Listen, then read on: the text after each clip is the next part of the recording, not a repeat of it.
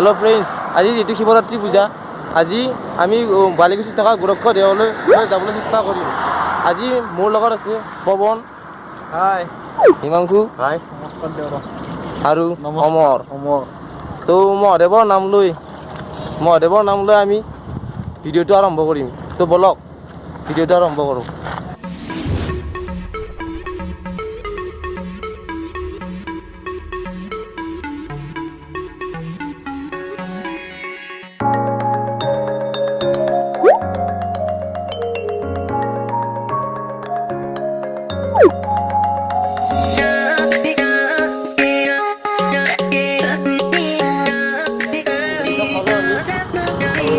সন্ধিয়া সময়ৰ পিছতে আমি আমাৰ লক্ষ্যস্থানলৈ উপস্থিত হওঁ।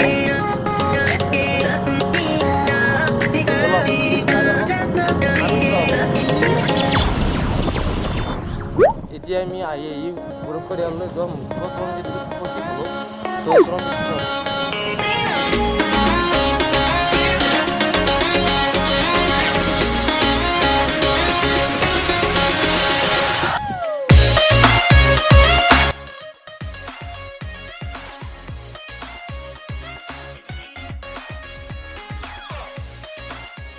এতিয়া আমি আমাৰ মূল লক্ষ্যস্থান গোৰক্ষ দেৱালয় পালোঁ।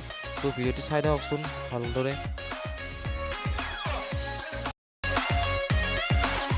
যেনেকুৱা আইতাই ক'ব, আইতা আজি কিমান বছৰৰ পৰা আহিছে কওকচোন বাৰু।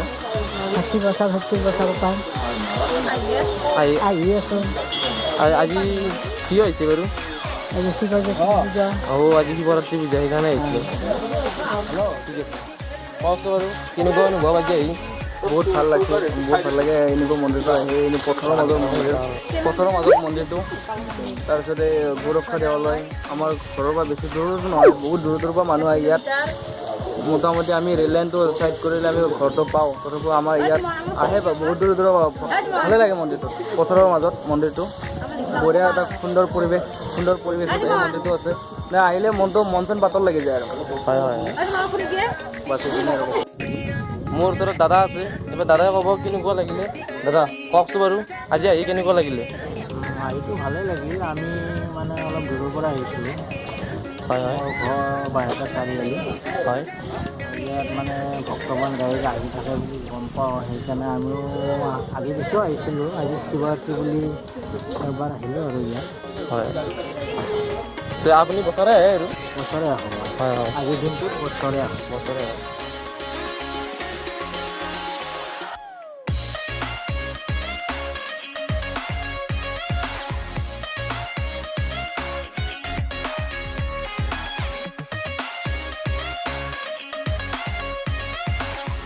তো ফ্ৰেণ্ডছ, এই গোৰক্ষ দেৱালয়টো কেনেকৈ উৎপত্তি হ'ল সেই বিষয়ে আমি জানিবলৈ চেষ্টা কৰিম। মোৰ ওচৰত আছে দাদাই ক'ব। দাদা কওকচোন বাৰু, এই মন্দিৰটো কেনেকৈ উৎপত্তি হ'ল সেই বিষয়ে অলপমান জনাবচোন। নমস্কাৰ, সমূহ দৰ্শকলৈ মই শ্ৰী গোৰক্ষনাথ দেৱালয়ৰ তৰফৰ পৰা অভিনন্দন জনাইছোঁ আৰু ধন্যবাদ জনাইছোঁ এই চেনেলটোৰ প্ৰতি। এতিয়া উৎপত্তি সম্পৰ্কে আমি গোটেইখিনি মৌখিকভাৱে চলা কথা আমি এনেকৈ শুনিছিলোঁ যে এইটো বহুত বছৰ আগত, মানে নিৰ্দিষ্ট এটা সময় পোৱা দিগদাৰ, বহুত পৌৰাণিক ঐতিহাসিক বুলি ক'ব পাৰি। আৰম্ভণিটো এনেকুৱা আছিলে যে এই ঠাইত যিখিনি মানুহ আছিলে সেই সময়ত, সেই মানুহ ঘৰে এঘৰত গাই এজনী, এইবিলাক গোটেই জংঘল আছিলে, গাইজনী আহি ইয়াতে এটা নিৰ্দিষ্ট সময়ত আহি থাকে আৰু পিছত গাইজনীৰ গাখীৰটো ইয়াতে শেষ হয়। ঘৰত সেনেকৈ গম পালে, তেনেকৈ গম পোৱাৰ পিছত তেওঁলোকে সেই মানুহ ঘৰে অলপমান চালে কি হয়, গাইজনী ক'ত যায়, এই সময়খিনি ক'ত যায়। তেনেকৈ আহি এদিন তেওঁলোকে দেখিলে যে এটা বিৰিণাৰ মাজৰ এটা নিৰ্দিষ্ট স্থানত গাইজনী থৈ দি থাকে। সেই তেওঁলোকে অলপ ভাবিলে, আৰু মানুহবিলাক ধাৰ্মিক আছিল যিহেতু, তেওঁলোকে সন্দেহ কৰিলে কি হৈছে ইয়াতে। সেইদিনাই তেওঁলোকে সপোন দেখিছে যে গাইজনী য'ত গাখীৰটো দান কৰে তাত আমি এনেকৈ মানে প্ৰভুৱে কোৱাৰ দৰেকৈ কৈছে যে আমি তলত আছোঁ, আমাক উদ্ধাৰ কৰি ইয়াতে পূজা অৰ্চনা প্ৰক্ৰিয়াটো আৰম্ভ কৰিব লাগে। তেনেকৈ কোৱাৰ পিছতে সেই মানুহঘৰে বাকী কাষৰ গোটেইখিনি মানুহ মিলাই লৈ আহি সেই ঠাইখিনিতে মাটি খান্দিলে, মাটি খান্দি তেওঁলোকে 3টা মূৰ্তি প্ৰতিমা মানে হেৰিৰ লগত এই যিটো বেদী সৈতে 3টা মূৰ্তি পাইছিলে। এটা আছিল শিৱৰ, দুৰ্গাৰ আৰু গোপাল গোসাঁই বিষ্ণুৰ। এই 3টা মূৰ্তি উদ্ধাৰ কৰিলে আৰু বেদীৰ সৈতে উদ্ধাৰ কৰি তেওঁলোকে তাৰ পৰা স্থানান্তৰ কৰিব পৰা নাছিলে বা ইচ্ছাও কৰা নাছিলে। তাতে প্ৰতিষ্ঠা কৰি মানে সৰুকৈ চালিৰ দৰে এখনক কৰি তেওঁলোকে সেনেকৈ তাত সেৱা কৰা মানে পূজা অৰ্চনা কৰা বস্তুটো আৰম্ভ কৰিছিলে। এইটো লোকমুখে অহা আমি ইয়াৰ যিটো আচল উৎস সেইটো আমি সেনেকৈ আজিলৈ আমি এনেকৈয়ে জানো। পিছত সেই প্ৰক্ৰিয়াটো চলি থাকিল সদায়। সেই নিৰ্দিষ্ট মানুহঘৰে তাত পূজা অৰ্চনা কৰে, কাষৰ মানুহে ভোগ দিয়ে, এনেকৈ সেই দেৱস্থল হিচাপে সেইটো আৰম্ভণি হ'ল। পিছলৈ এইটো যেতিয়া জনাজাত হ'ল, তাৰপিছত এটা সময়ত বেছি প্ৰচাৰ হোৱাৰ পিছত আহোম স্বৰ্গদেউৰ সময়ত এটা সেনেকুৱা প্ৰক্ৰিয়া আৰম্ভ কৰিছিল, য'ত যিমান দেৱ দেৱীৰ মন্দিৰ আছে বা মঠ আছে এইবিলাকক ভূমিদান কৰি আনুষ্ঠানিকভাৱে সেইবিলাকৰ প্ৰতিষ্ঠা কৰিব লাগে।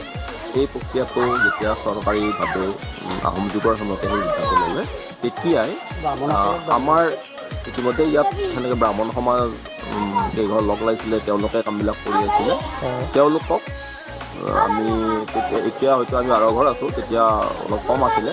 সেই ব্ৰাহ্মণ মানুহকেইঘৰক আহোম স্বৰ্গদেউৰ ফালৰ পৰা তেওঁলোকে দায়িত্ব দিলে, যিটো দেৱত্ব ভূমি প্ৰদান মানে মাটি প্ৰায় আমি শুনাত কিমান আছিলে প্ৰায় 35 পৰা 40 বিঘা মানৰ মাটি ভূমিদান কৰিছিলে আৰু তাম্ৰফলক কৰি গোৰক্ষনাথ দেৱালয় হিচাপে ইয়াতে প্ৰতিষ্ঠা কৰিছিলে। তেতিয়াৰ পৰা চৰকাৰী পৰ্যায়ত বস্তুটো এই দেৱস্থলখনত গোৰক্ষনাথ দেৱালয়ৰ প্ৰতিষ্ঠানটো এতিয়া চৰকাৰীভাৱে আনুষ্ঠানিকভাৱে আৰম্ভ হৈছিলে।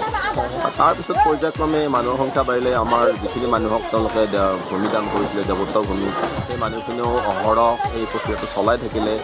এতিয়া আমি জন্মৰ আগৰ পৰা বা আমাৰ দেউতা আটাৰ সেই সময়ৰ পৰাই আমি গোটেইখিনি কথা গম পাই থাকোঁ। আমি শুনি যে 3 ধৰণে ইয়াত আমি পূজা অৰ্চনা কৰিব লগা হয় গোটেই বছৰটোত। আৰু এই কামখিনি কৰোঁতে আমাৰ এই যিখিনি মানুহক নামত ভূমিদান কৰিছিলে তেওঁলোকে কামখিনি দল হিচাপে কৰি আছে। এতিয়া আমি কৃষ্ণা চতুৰ্দশী আজি যিটো তাৰিখ, আজি এটা শুভ দিন, শিৱ পূজা। আমি শিৱ পূজা কৰোঁ প্ৰায় 4 প্ৰহৰ, গোটেই ৰাতিটোৰ 4 প্ৰহৰ অহোৰাত্ৰি আমি শিৱ পূজাখন কৰি আছোঁ। তাৰপিছত আকৌ দুৰ্গাৰ সময়ত, অকাল বোধন দুৰ্গাৰ সময়ত আমি অষ্টমী নৱমী যিটো সন্ধি সময়, সেই সন্ধি সময়টোত আমি দেৱীৰ পূজাটো কৰোঁ।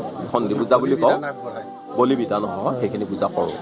আৰু ৰাইজে এটা কথা এইখিনিতে জানি ভাল পাব যে আমাৰ এই দেৱালয়খনত প্ৰায় গোটেই বছৰটো আমি নিৰামিষ হিচাপত কাৰ্যবিলাক কৰোঁ, কিন্তু অকল সন্ধি পূজাৰ দিনা যিহেতু আমি বলি দান কৰোঁ, সেই বলিৰ সেই বস্তু আমি সোৱাদ ব্যৱহাৰ হৈছে আমিষ হিচাপে ব্যৱহাৰ কৰোঁ। সেইদিনাই সেই প্ৰক্ৰিয়াটো চলে। এই দুটা অষ্টমী নৱমীৰ সন্ধি পূজাৰ বলিসহ সেই পূজা পাৰ্বণটো, আকৌ শিৱ পূজা, বাকী গোটেই বছৰটো আজি আপোনালোকে হয়তো দেখা পাব যাত্ৰী আহিছে মুকলিভাৱে, সকলোৱে মুক্ত মনে আহি নিজেই ইয়াতে ধুই মেলি প্ৰসাদ নিজে আগবঢ়াই, নিজে চাকি জ্বলাই তেওঁলোকে এনেকৈ আগবঢ়ায়। সেইটো গোপালৰ নামত, বিষ্ণুৰ নামত ভোগ আগবঢ়ায়, কেঁচা ভোগ আৰু কোনোবা ইচ্ছা কৰে সেনেকৈ বনাই মেলি পকা ভোগ হিচাপত, পায়স হিচাপত তেনেকৈ বনাই ইয়াত নাম চাম ধৰে, প্ৰসংগ কৰে। মুঠতে গোপালৰ নামত, বিষ্ণুৰ নামত গোটেই বছৰটোৱে ইয়াতে নৈবেদ্য, চাকি ভোগ নৈবেদ্য প্ৰক্ৰিয়াটো চলি থাকে। বাকী আমি দলয় হিচাপে যি 12 ঘৰ মানুহ আছোঁ, তেওঁলোকে আমি প্ৰত্যেকটো পৰ্বতে শিৱ পূজাই হওক বা সন্ধি পূজাই হওক আমি নিজাকৈ প্ৰত্যেক ঘৰ মানুহে এটা নিৰ্দিষ্ট পইচা দি সেই খৰচেৰে আমি, সেই পইচাৰে আমি সন্ধি পূজাখিনি কৰোঁ, বলি হওক আৰু শিৱ পূজাখিনি কৰোঁ। এতিয়া মন্দিৰটোৰ উৎপত্তি হিচাপে আমি আপোনালোকক এইটো কথাই ক'ব পাৰোঁ যে আমিও যি হিচাপে পাইছোঁ যে প্ৰাক ঐতিহাসিক আৰম্ভণি বুলি আমি ক'ব লাগিব। কিন্তু পিছৰ পৰ্যায়ত যেতিয়া চৰকাৰী পৰ্যায়ত কিছুমান ইয়াত তথ্য ল'ব লগা হ'ল, তেতিয়া হয়তো আমি কিবা এটা তাৰিখ ক'ব লগা হৈছে। আমাৰ এখন তোৰণো আমাৰ মাজৰে দলে ঘৰৰ সন্তানে ইয়াত তোৰণ এখন দিছে মূল পথৰ পৰা, গড়কাপ্তানি মূল পথৰ পৰা আহোঁতে, আপোনালোকে আহোঁতেও দেখিব ধুনীয়া তোৰণ এখন তাতে দিছে। গতিকে তাতে তোৰণখন দিওঁতেও আমি এটা নিৰ্দিষ্ট আনুমানিক এটা দিব লগা হৈছে এইটো চৰকাৰী প্ৰক্ৰিয়াৰ কাৰণে। কিন্তু কোন তাৰিখত কোন চনত সেই স্পষ্টকৈ সেইটো আমাৰ হাতত নাথাকে আৰু হয়তো কোনো দেৱালয়তে সেই বস্তুটো নিৰ্দিষ্টকৈ নাথাকে, আমাৰ ইয়াতো নাই। এইটো যিহেতু আমাৰ ওচৰতে ডিপ্তেশ্বৰ মন্দিৰ আছে, ডিপ্তেশ্বৰ মন্দিৰৰ যিটো তাৎপৰ্য সেই পীঠ হিচাপৰ সেনেকুৱা তাৎপৰ্য দেৱীৰ অংশ হিচাপে আমাৰ ইয়াতো সেই এটা তাৎপৰ্য আছে। গতিকে আমাৰ ইয়াতে এটা কথা কি সম্পূৰ্ণ স্বাভাৱিকভাৱে প্ৰাকৃতিকভাৱে আমাৰ ইয়াত মূৰ্তি আৱিৰ্ভাৱ হৈছিলে। আমি মাটিৰ তলৰ পৰা সেই মাটি গুচাই আমি সেই মূৰ্তি উলিয়াইছোঁ, সেইকাৰণে এইটো দেৱস্থল। ইয়াত কোনো মূৰ্তি আমি কিনি আনি বা আমাৰ উপৰি গৃহৰ কোনোবাই কিনি আনি ইয়াতে স্থাপন কৰি তেনেকৈ একেবাৰে নহয়। ইয়াত গোটেই অঞ্চলৰ ৰাইজে জানে প্ৰাগ ঐতিহাসিক সময়ৰ এটা মন্দিৰ। আমি হয়তো আমাৰ বিভিন্ন কাৰণত আমি ইয়াত ইমান ধৰণে প্ৰস্তুতি কৰিব পৰা নাই, আমাৰ আন্তঃগাঁথনি সমস্যা এতিয়াও আছে। তথাপিও আমি চেষ্টা কৰিছোঁ এই উৎপত্তি হিচাপে আমি ঠিক তেনেকৈ এটা ভাৱেই ৰাইজক ক'ব লাগিব। আজি ৰাতি আমি 4 প্ৰহৰ অহৰাত্ৰ 4 প্ৰহৰ শিৱৰাত্ৰি পূজা চলিম আৰু দ্বিতীয়তে তেখেতৰ নামত নৈবেদ্য কৰাই যিখিনি আয়োজন কৰা হৈছে। ৰাইজৰ বাবেও আমি যিখিনি দৰ্শনাৰ্থী আহিব তেখেতসকলৰ কাৰণেও আমি খিচাৰি ভোগৰ আয়োজন কৰিছোঁ আৰু সম্যকভাৱে নাম প্ৰসংগৰ অলপ আয়োজন কৰা গৈছে, প্ৰত্যেক বছৰে কৰা যায়। হয়, গতিকে সেইখিনিৰে আমি ভাবিছোঁ ৰাইজৰ আশীৰ্বাদত আমি আগবঢ়াই লৈ যাম আৰু প্ৰভু শান্ত বা আমাক আশীৰ্বাদ দিব বুলি আমি